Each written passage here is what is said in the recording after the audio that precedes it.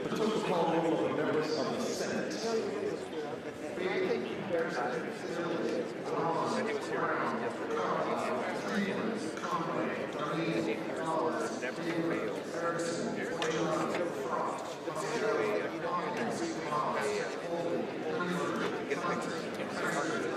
It's on the front page of every newspaper. It's usually a Seattle area.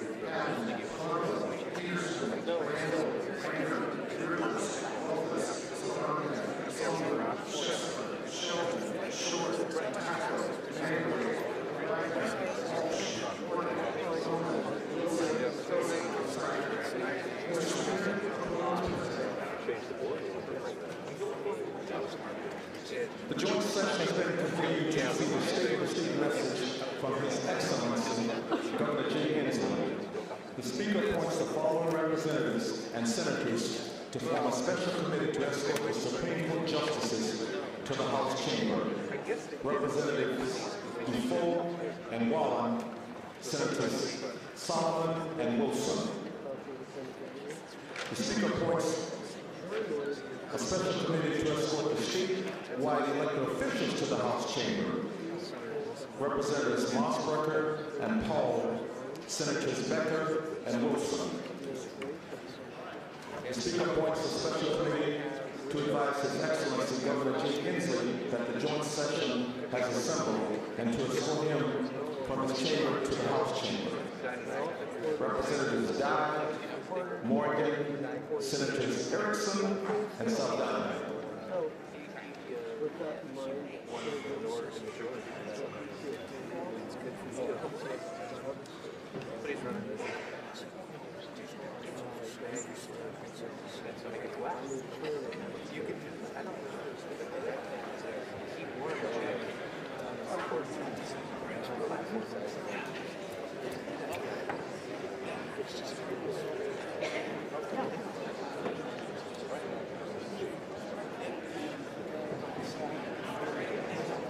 Yeah, we have handwritten Brisbane North, December of 1970, so it's my Don's paper, right? So this is my exact version.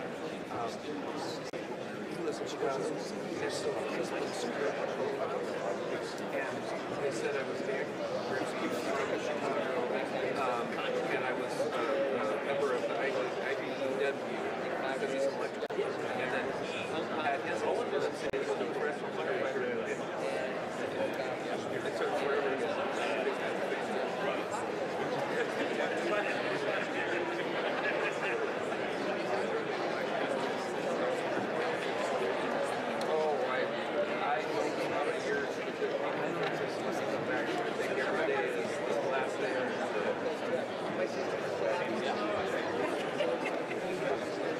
it is. I every day I feel it's not my list.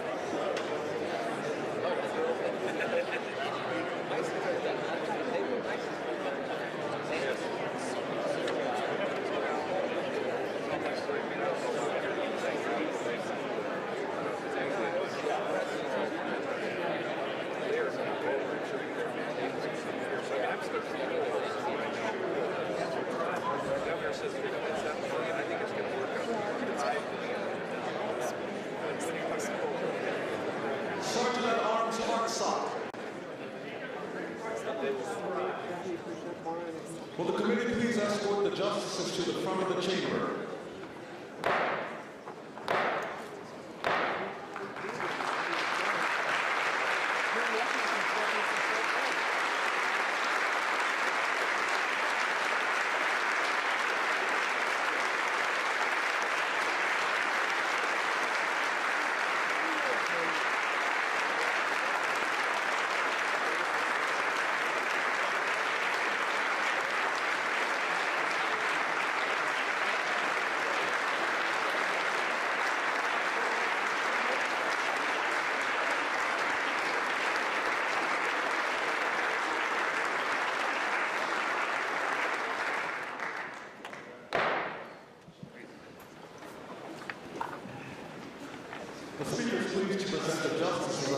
Supreme Court who are present today.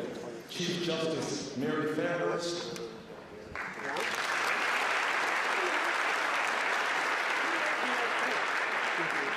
Associate Chief Justice Charles Johnson,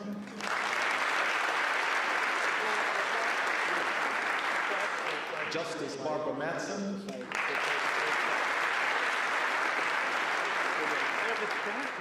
Justice Susan Owens,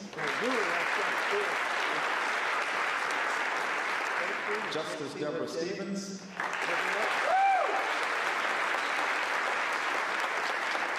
Justice Charlie Wiggins,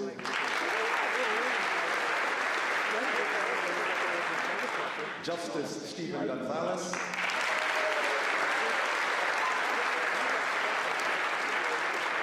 Justice Cheryl Gordon McLeod,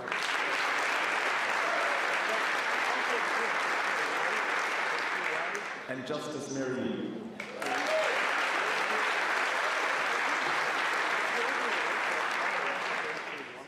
Sergeant at Arms Hartsock. Will the committee please escort the statewide elected officials to the front of the chamber?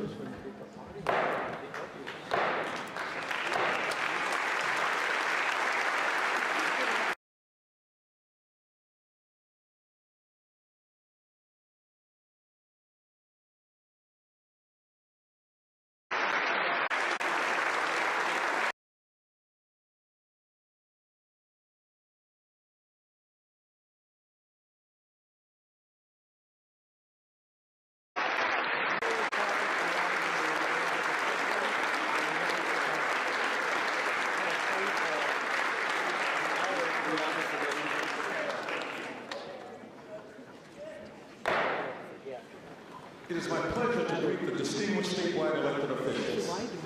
Secretary of State Kim Wyman,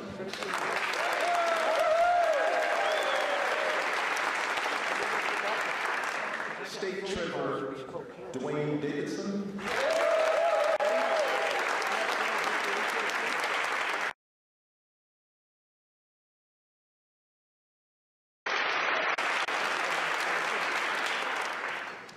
Attorney General Bob Ferguson,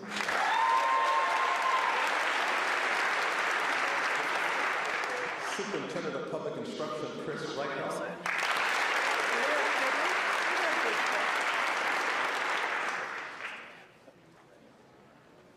Commissioner of Public Lands Hillary France,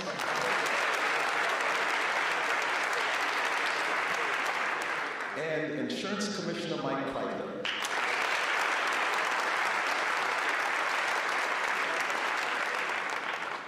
It is further my pleasure to welcome members of the Consul Association of Washington. Will they please stand and be recognized?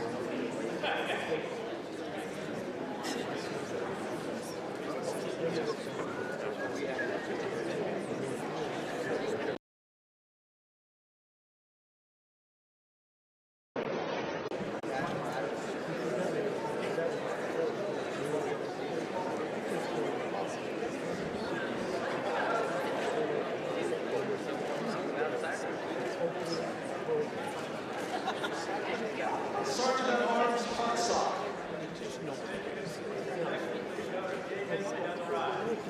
Will the committee please escort Governor Inslee to his place at the rostrum?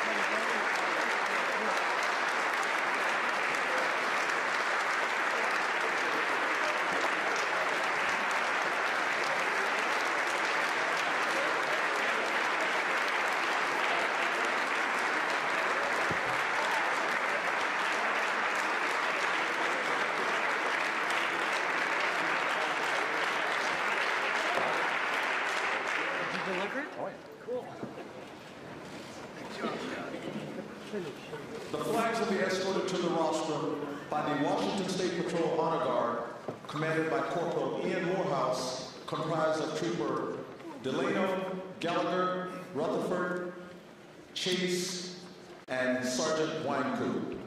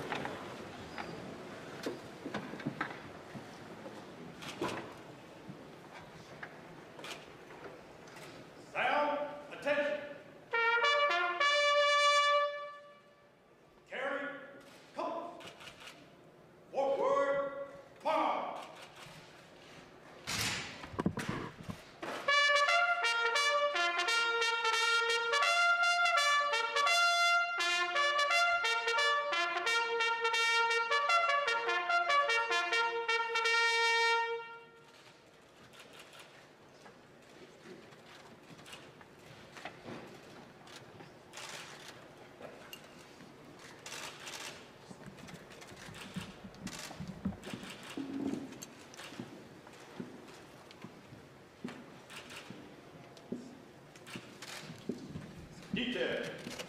Halt!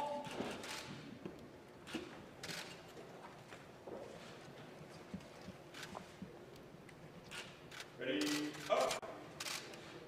Ready, feet.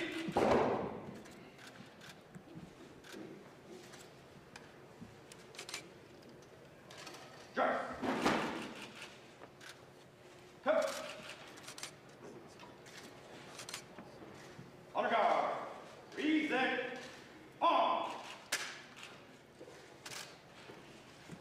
Performing the national anthem today is Sergeant Tricia Shear, 133rd Washington Army National Guard.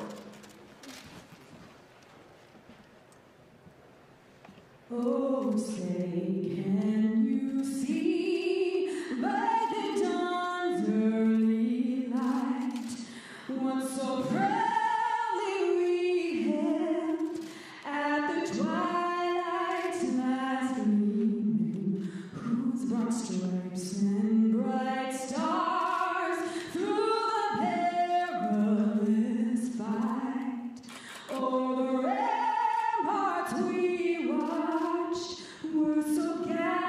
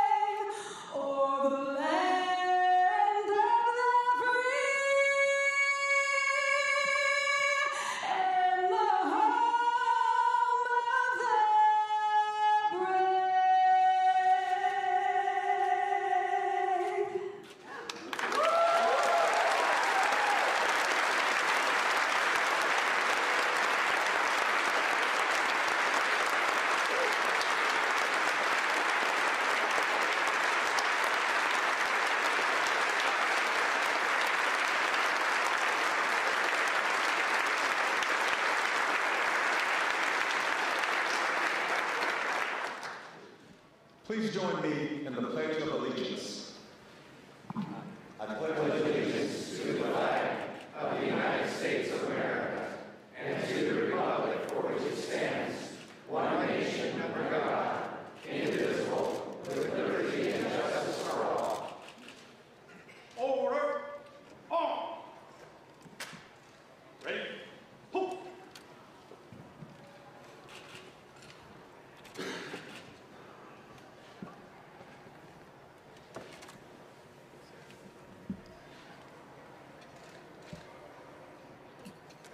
Forward. March.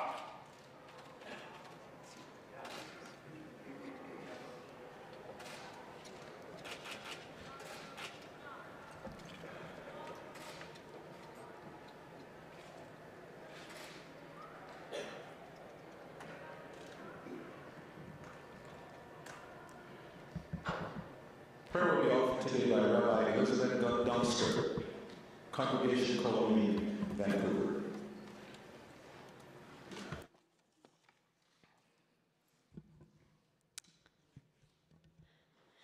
Thank you for this tremendous honor of offering a blessing today.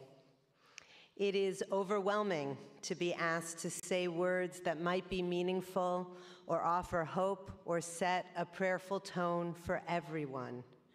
We in Washington State come from so many different backgrounds, cultures, and religious traditions. We have such different experiences and perspectives about what hope looks like or what ideals we might pray for. It is quite a task to speak words of prayer while understanding that we are all so different and that my words are meant, at least symbolically, to lead us all to prayer. My Jewish tradition teaches al tifrosh min hatzibur, do not separate yourself from the community. And our sage, Rabbi Shlomo Yitzchaki, better known as Rashi, explained this means that we must not separate ourselves from the community when it is experiencing difficulties, so that we can be united with it when it experiences joy. We must not hide away during the difficult times and share only the joyous times, but rather we must support our community through thick and thin. None of that is a comment on the difficulty or ease we find ourselves in today. Rather, it is a hope I offer for all of us. Let us stand together in all of our differences on the days when that is easy, as well as on the days when it is harder. And may our leaders always understand their role in legislating for all of us, a multicultural, multi-ethnic, multi-religious community. My scripture teaches that we are each created in the divine image, so that we may always see that image reflected in each other, regardless of how we look, what we believe, where we come from, or how much we have. Every week, as part of our Sabbath worship, Jews read a portion from the Torah, and when in our weekly cycle of reading we come to the end of a book and prepare to begin the next, we have a tradition of saying Chazak, Chazak, V'nit Chazek, which means strength, strength. May we strengthen each other. So today, I ask a blessing for our governor, for our legislature, and for our state. May we always see the spark of divinity in each other as we make decisions for and about each other. May we remember that as individuals, we are stronger when we stand together with each other as one community. And as we end one year and begin a new one, I say, Chazak, Chazak, V'nit Chazek, strength, strength. May we always strengthen each other. Thank you.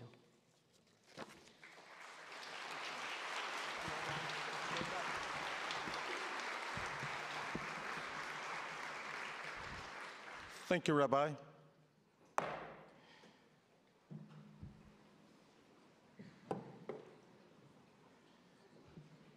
It is now my great pleasure to introduce the Honorable Governor Jay Inslee. Governor Inslee. Thank you, John. Thank you.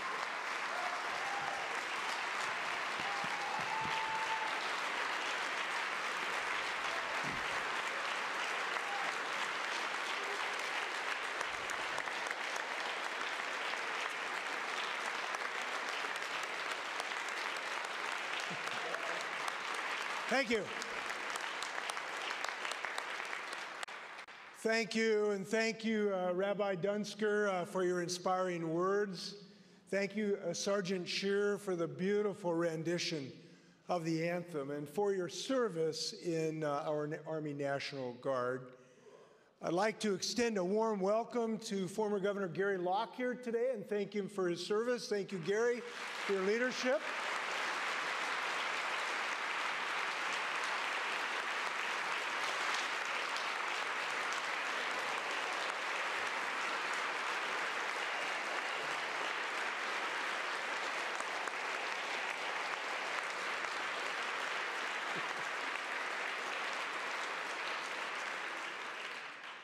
And I would like to welcome the new legislators in your ranks who've stepped up to serve the people of this state. And I want to congratulate your families who are now going to be part of your adventure. And I'd like to thank my wife, Trudy, and my family who've been part of my adventure for the last 30 years. Thank you to this great family.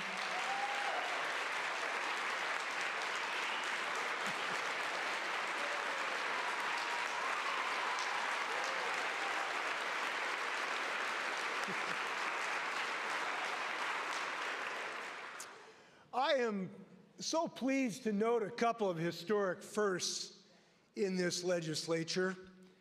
The people of Washington have elected the first Native American woman to the House, Representative Deborah Lacanoff.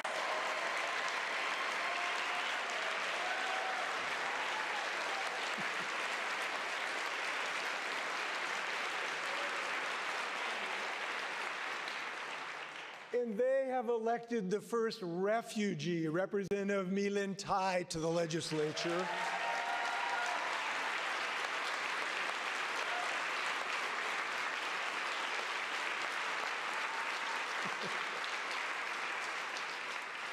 And it's just really heartening to stand here and look out at the faces that reflect the diversity of our state. These are firsts we can all be proud of. Mr. Speaker, Madam Chief Justice, distinguished justices of the court, members of the legislature, tribal leaders, state and local government officials, members of the Consular Corps, and most importantly, my fellow Washingtonians. Today, we gather in a place that tells much of our Washington story. Today, we come together from across the state, from the rolling hills of the Palouse to the coastal rocks of La Push, to find inspiration for the work we do. And today, as we reflect on our 2018 successes, we look ahead to 2019 and offer a rallying cry to build this new and enduring chapter that is the profound story of Washington State. Our story already reflects optimism and strength. But as Washington's leaders, we carry an obligation to never be satisfied with how far we've come. This was embodied in what Bruce Lee, the Washington actor and philosopher and martial artist, said. He said, "There are no limits. There are only plateaus, and you must not stay there. You must go beyond them." And he was right. Our state history offers example after example of leaders willing to do more and to be more, even after they've toppled barriers and shattered expectations. Did Bill Gates and Paul Allen stop after forever changing the world of personal computing? No. They kept asking, what if? And not only built on the landscape of the technological world, but delved deep into science, medical research, and culture, and redefined what giving back means.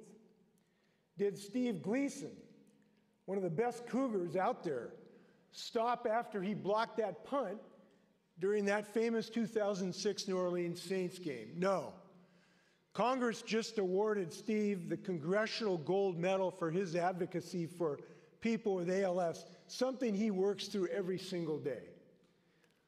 DeTara Simmons of Bremerton quit after she redirected her life while serving time in prison. No. She earned a prestigious fellowship, graduated from Seattle University School of Law, and when told she couldn't fulfill her ultimate dream of being a lawyer, she appealed to the state's highest court so she could take the bar exam. And today, she practices law and helps others find a second chance after incarceration. We're glad she can be with us here today. Glad you're here today.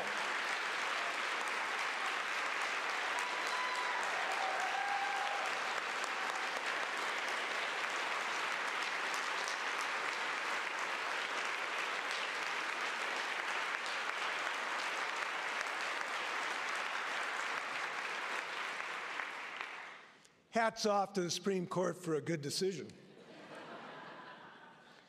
We are drawn to stories about people who don't quit. They call on us because they remind us that we have the same promise for greatness. In 2019, we are again poised to be more and to do more. Yes, we have accomplished much already, but all of it, everything we've done, brings us to a new tipping point. So today offers us two choices. One, do we merely reflect on the success of our current story and decide we've done enough? Or two, do we rise up to write one of the worthiest chapters of our time that tells future generations who we are? And though we've accomplished much, we still face challenges that require us to push further. And at the top of that list is the imminent threat of climate change.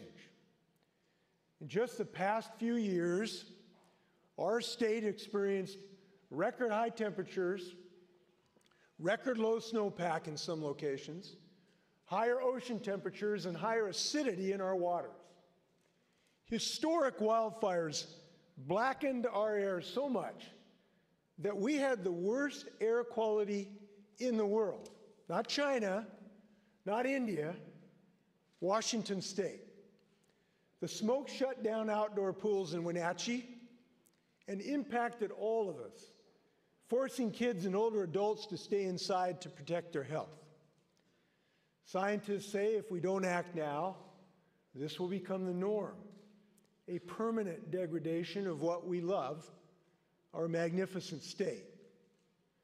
And I don't know of any other issue that touches the heart of so many of the things we all care about, our jobs, our health, our safety, and our children's future. But this doesn't have to be our future. Science affirms the necessity of action this day. This is the 11th hour, but it is Washington State's hour to shine. It's a time of great peril, but it is also a time of great promise. Clean energy and low carbon technologies are increasingly competitive in the marketplace. Innovation brings us cleaner, cheaper, better fossil fuels alternatives every day. This innovation benefits our rural economies as much as our urban and suburban economies. Just last year, I helped cut the ribbon for our state's largest solar array in the small town of Lind, and I was joined by Senator Schussler, Representative Dye, and Schmidt to celebrate the good-paying jobs that project brings to that community. These kinds of jobs have propelled our clean energy sector to grow more than twice as fast as the rest of our economy. There is no greater job opportunity than the opportunity of clean energy. It's why a historic alliance of labor and communities of color have joined with conservation and environmental groups to push for climate action. And looking at the many new faces in this chamber today, I can say that I am more optimistic than ever about the clean energy future we're going to build together. We will pass legislation to transition to 100% clean electricity in the state of Washington. Transform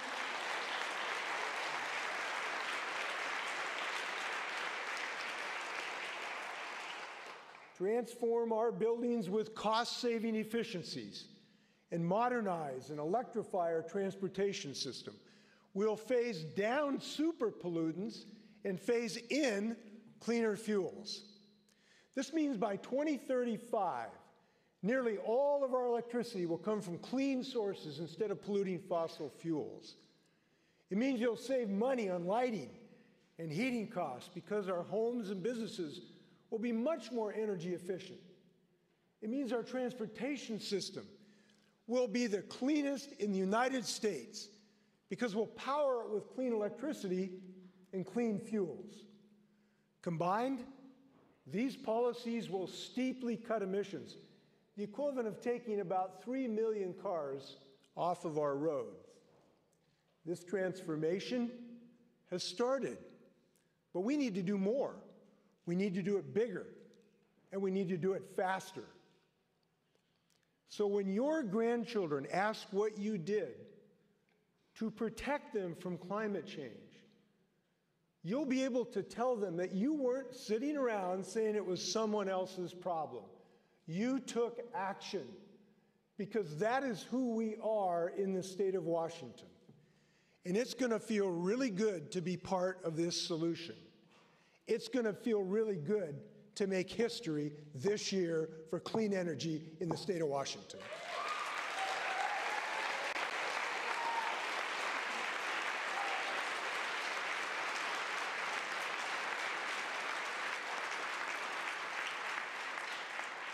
Now, another historic chapter we need to write is in mental health.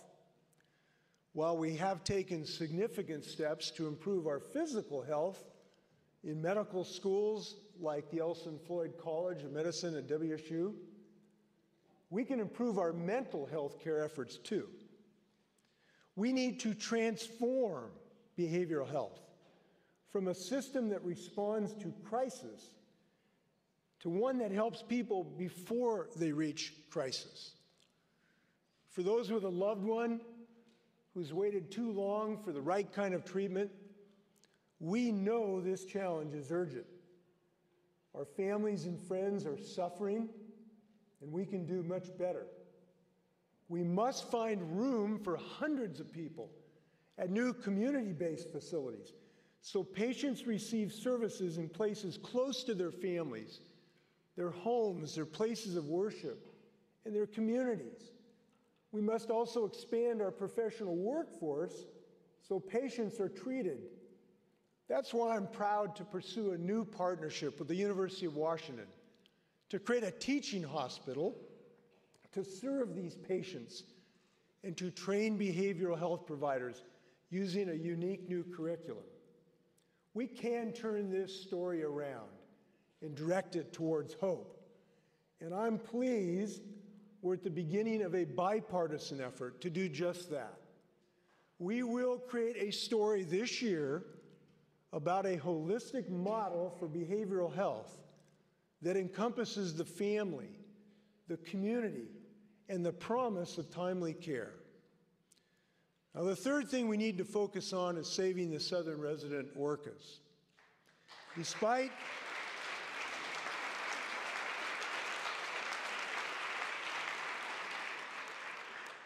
Despite our orca task force that was already in place, the event that truly told the story of the orca's fate happened last summer.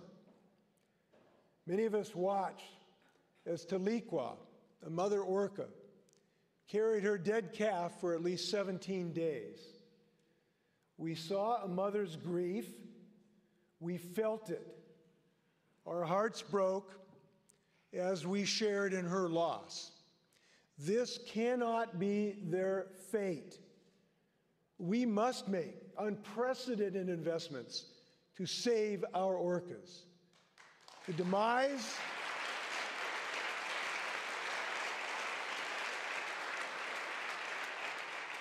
demise of any species is a warning in our natural system. We have to restore the balance of our ecosystems to sustain orcas, salmon, and the quality of life for all Washingtonians. For as the orca go, so go we. We receive thousands of calls from people around the world pleading for us to do more. Our ORCA task force, led by Dr. Les Perce and Stephanie Celine, has spent hundreds of hours researching the science behind survival. And we thank you and the members of our task force. The actions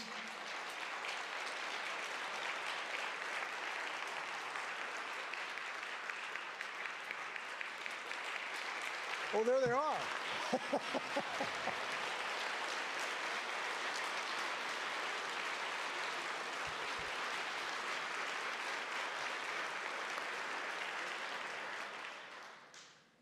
The actions we have to take, such as increasing salmon stocks, fixing culverts, and decreasing vessel traffic risks, are hard, but they are necessary.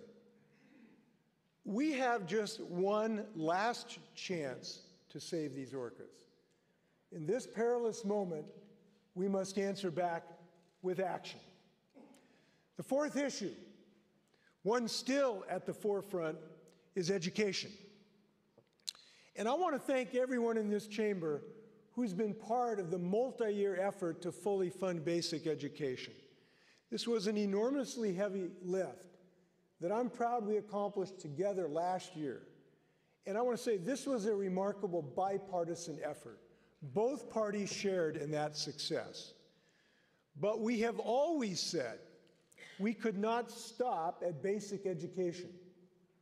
For anyone who cares about equity in education, early learning is the best way to secure a strong start for every child, regardless of their family's economic circumstances.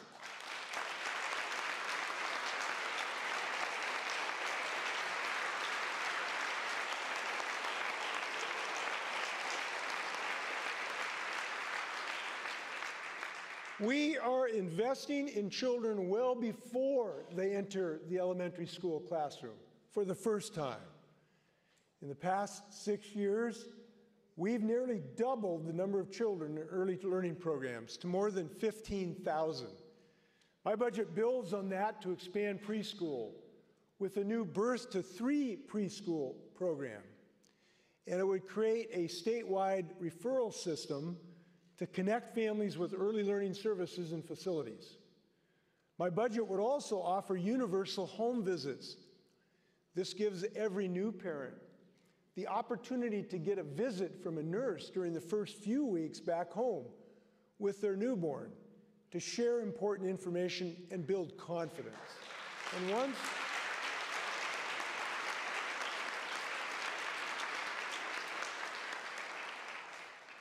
And once these children reach the other end of their education and prepare to graduate from high school, we want to open up as many pathways to success as possible, including apprenticeships, certificates, and degrees. For high school students or individuals who seek an experience outside a 4-year program, our Career Connect Washington initiative gives them that option. It links students to real-world experience and careers that interest them. And we know that experience is invaluable. It gives them a better shot when they apply for that first job. So my budget will provide 100,000 students over the next 10 years an option to dive into their interests through apprenticeships and paid internships and fall in love with a career even before they graduate. This means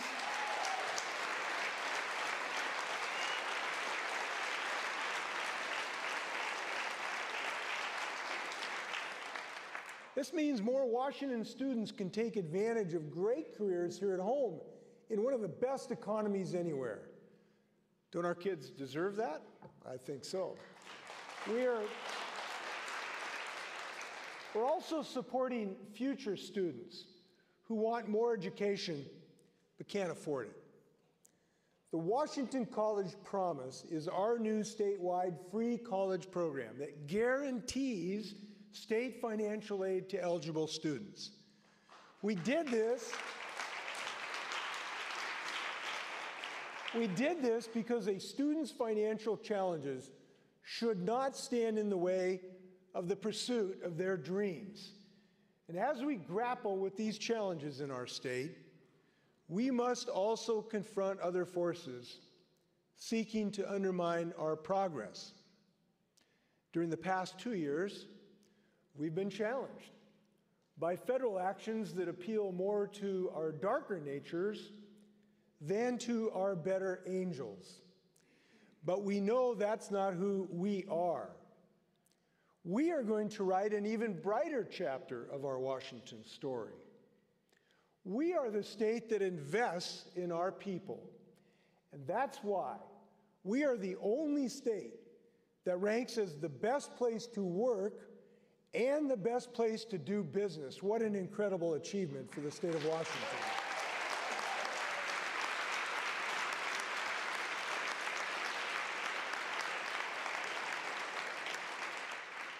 We are the state significantly ramping up efforts to help struggling Washingtonians find stable, affordable housing. And I propose using more than $400 million toward chronically homeless individuals, homeless youth, and unsheltered families with children. We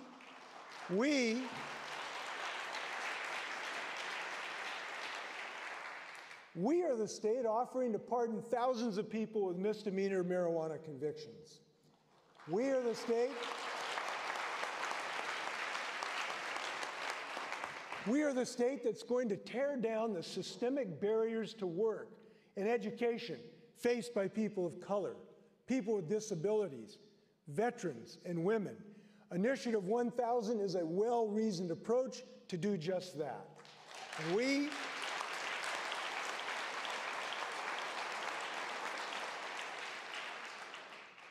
are the first state to pass a bill requiring net neutrality, which is going to guarantee a free and open internet.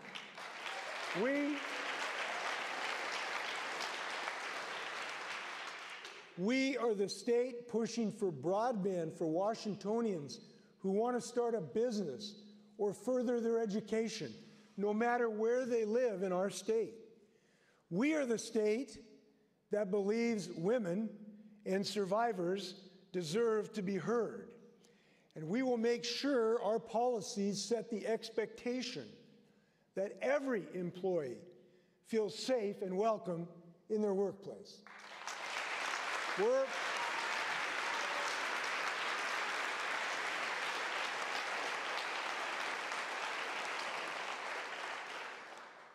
We're the state that supports a woman's right to make her own health care decisions. And I promise you, we will always provide reproductive services to women in our state.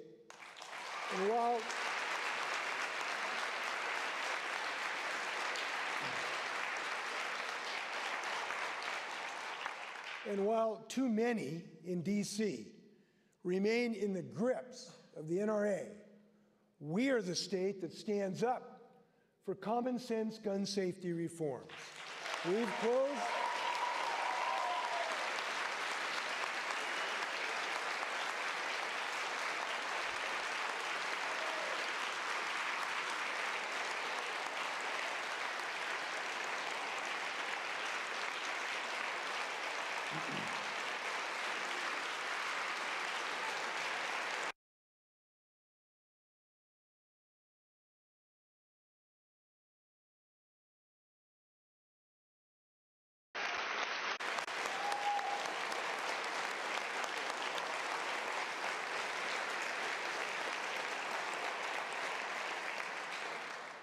We have closed background check loopholes. We have banned bump stocks. We have approved protective orders that keep guns away from people in crisis. And there's more we can do this session. And at the same time, we're making sure students don't worry more about bullying or gun violence than they do about their algebra homework. We've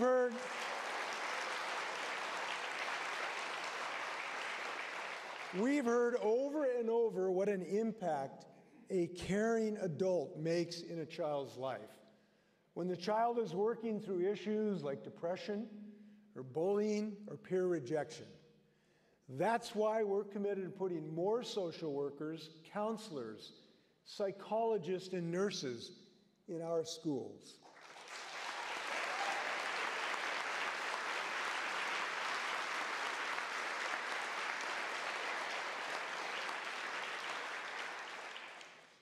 We are the state that put a stop to the death penalty, and I hope this legislature acts definitively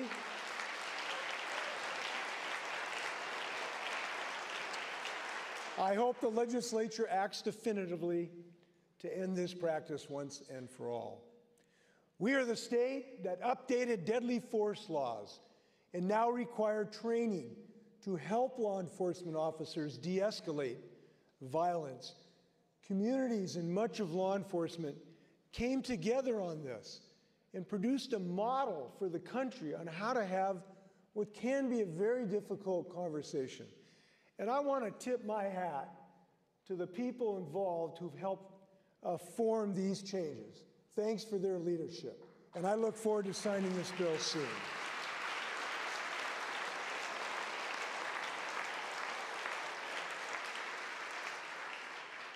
Now, while there has been an unprecedented assault on working families, we are the state that protects worker rights. We built the best in the nation paid family and medical leave program. We're supporting long-term care planning, and we will fight for a public health option and as another step toward health care for all.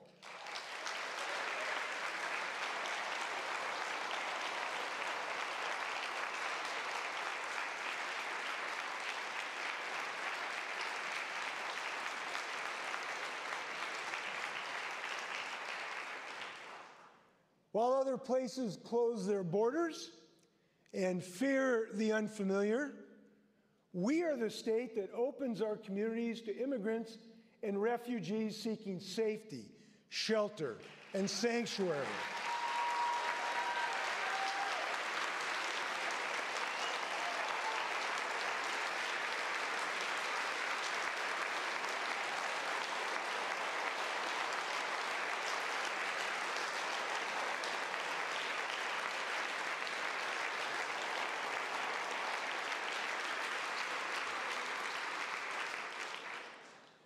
While the president stokes fear of the other at every opportunity, we are the state that embraces our differences and our diversity. I'm proud of the incredible diversity of the people we're appointing to judicial benches, boards, commissions, and cabinet agencies.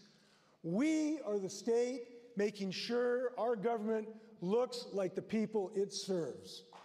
We're the state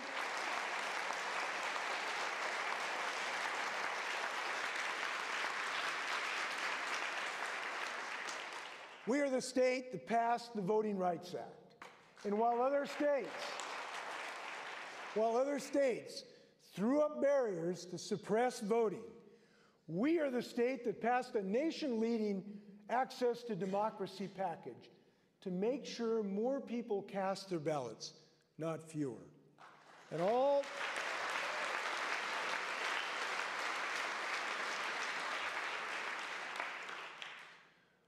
this builds towards our promise for greatness. We are constantly refreshed with new ideas, new cultures, new communities, new technologies. We seek out new talent from the world's many pockets because that makes Washington stronger. We affirm that diversity is a strength, not a weakness. It's the collective story. Stories of all, the story of the refugee from Vietnam and the story of the third-generation Chilean orchardist that ground us in long-standing Washington values. Now, I know the things we are proposing this year are not small or easy, but good things in our story have not happened through timidity. They have happened because of our optimism and because of our past bold action. Good things in our story have happened because we didn't give up. So again, I ask you, which Washington story will prevail? A story where we rested on our laurels, or the story where we rose up, we called out, and we wrote a golden chapter that's worthy of our best selves? This chapter will show we answered our obligation to lead with higher expectations. This chapter will show that we made Washington better for everyone seeking a fair shot. This chapter will show that we defended the values that we stand for. And more than anything, this chapter will show the heart of who we are. We're the people who always make history. I really believe in the state of Washington. And I believe our next Washington chapter must show that we push the limit, we move beyond that plateau, and we always looked for the next beginning. So let this be our profound story. Let it be bold, and most of all, let it make history. So let's get to work. Thanks a lot. Thank you. Thanks, John. Thank you.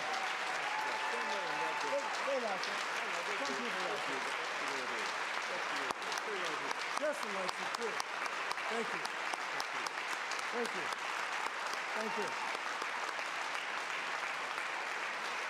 I see you.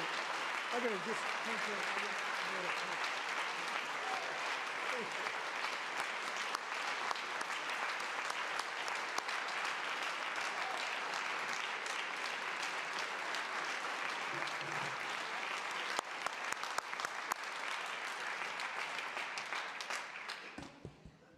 I have to just say thank you, Governor Inslee. That was most inspiring. Thank you very, very much.